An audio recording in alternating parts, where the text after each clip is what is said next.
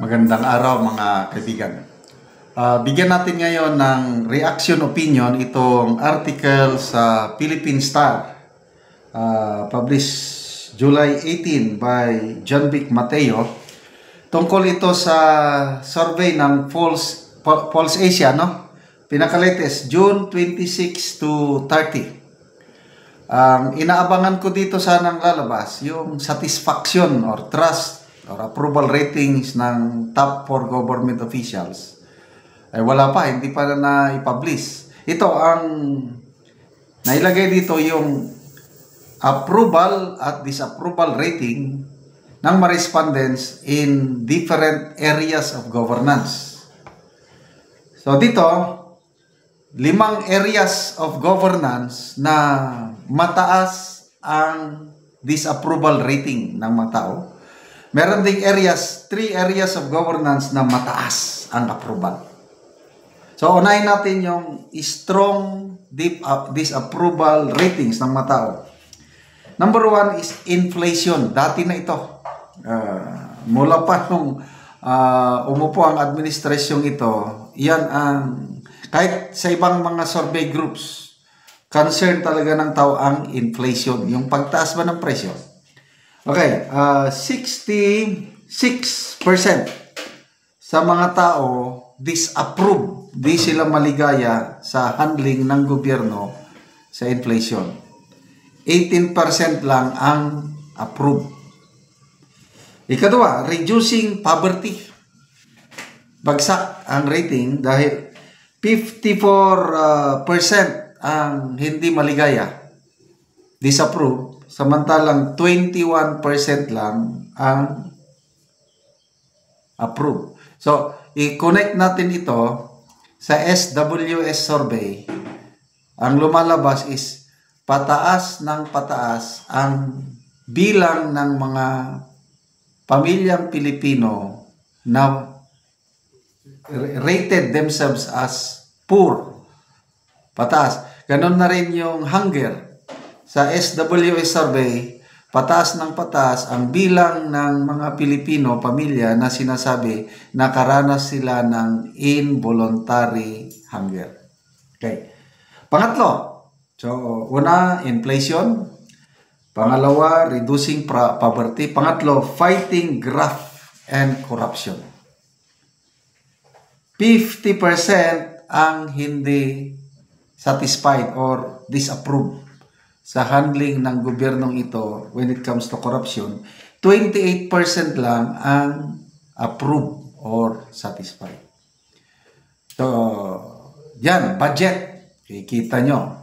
Grabe, lalo na itong 2025 budget. Na kahit late, it's better late than never. Yung biggest business group sa bansa, Philippine Chamber of Commerce in this industry, nagsalita na yung presidente nila na talagang talamak o source ng corruption ang 2025 budget. Ito nga, sinampahan ng petition sa Supreme Court ng iba't ibang grupo. Hanggang ngayon, wala pang update o wala pang resulta. Balita, 90% sa budget na daw na-release. So, yun. Graft and corruption. Yung isiniwalat ni Senator Lacson, last week ba yun? Yung nakita niya sa budget ng 2025, grabe, may isang congressman, sabi niya, umaabot ng 15 billion ang pork barrel na naisingit. May mga senador, sabi ni Senator Lacson, na may 5 billion, may abot ng 10 billion, mga pork barrel. So yan, mga source lahat yan ng corruption. Okay. Pang-apat, increasing wages. Pagpapataas ng sweldo ng manggagawa. 48% disapprove sa handling nito. 33% lang ang approve. Panukala, may magandang panukala. Bill ng House. Gagawing 200 pesos ang legislated wage increase. Na hindi naman sinang-ayunan ng Senado, kaya wala yun, nakabinbin. So talagang kawawa ang mga workers natin, mababa ang sweldo nila.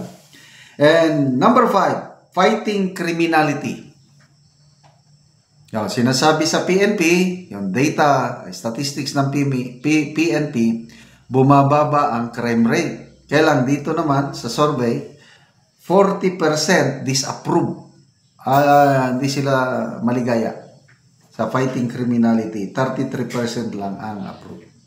So yan, ulitin ko. 5 areas na hindi maligaya ang tambayan: inflation, reducing poverty, fighting graft and corruption, increasing wages ng trabahador, and fighting criminality. So sana challenge ito sa administrasyon na mag-focus sila ng effort para maging happy naman ang mga tao. Okay, next. Happy ang mga tao. 3 areas. Happy. Protecting OFWs. 62% approve o satisfied. 19% lang nagsabi hindi sila satisfied. So, sana wag nating pabayaan ang ating mga OFWs. Sila ang bagong bayani. Pangalawa is responding to calamities. 63% sa respondents happy sila, approve sila sa performance ng gobyerno. Sana tuloy-tuloy ito. Only 21% ang nagsabing hindi kami maligaya. Then, assistance to farmers. Talagay dito, 53% approve. Maligaya sila, 26% hindi. Kaya lang, may konting duda ako dito. Kasi yung mga sinorvey, hindi naman farmers lahat ang sinorvey. Kasi random yun eh. Baka sinorvey mga office worker, may sinorvey na housewife, may sinorvey na negosyante. So, dapat kung pagdating sa assistance to farmers, yung farmers talagang tanungin. Marami ang nagre-reklamong farmers. Mababa ang, lalo na sa rice, gulay, napakababa ang presyo ng palay ngayon. Ang puhunan ng mga farmers para makaproduce ng 1 kilong palay, 13 pesos. Ang buying price nasa 7 to 12 pesos lang. Luging-lugi ang mga farmers.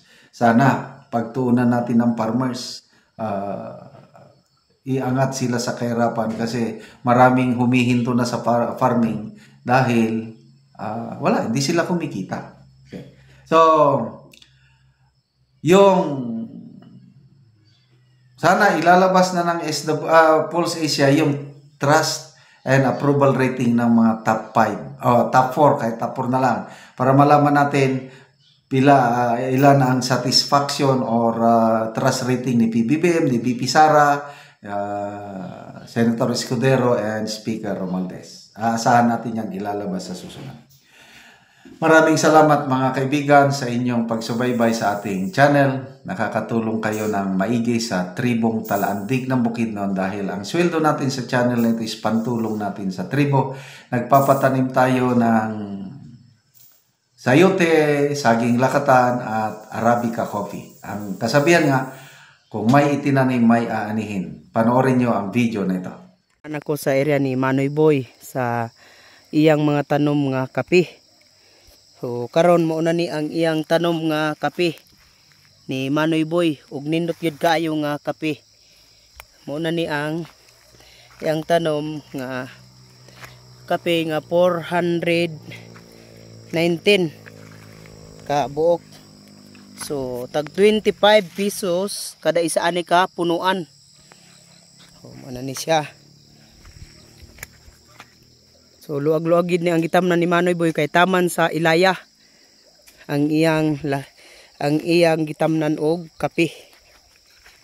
So mga maayo gyud nga sidling nga kape ang among napalit. So kining kape mas mahal ni kaysa lakatan.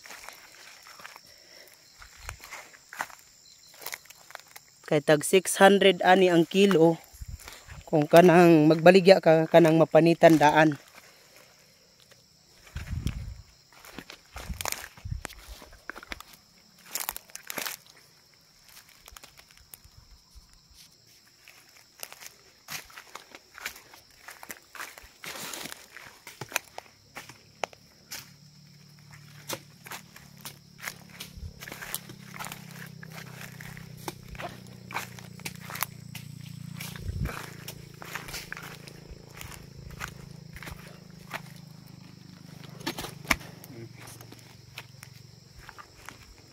Salamat sa nagsuporta sa pagtanom namo sa kape. Padayon ang pagsuporta sa pagtanom namo og kape og sa lakatan. Nagtanom mi og kape kay mahal di kay sa lakatan aron makahawas mi sa kalisod. Oo, salamat kay Manoy. Salamat po. Oh, Salamat po sa nagsuporta ani sa pagtanom namo sa kape.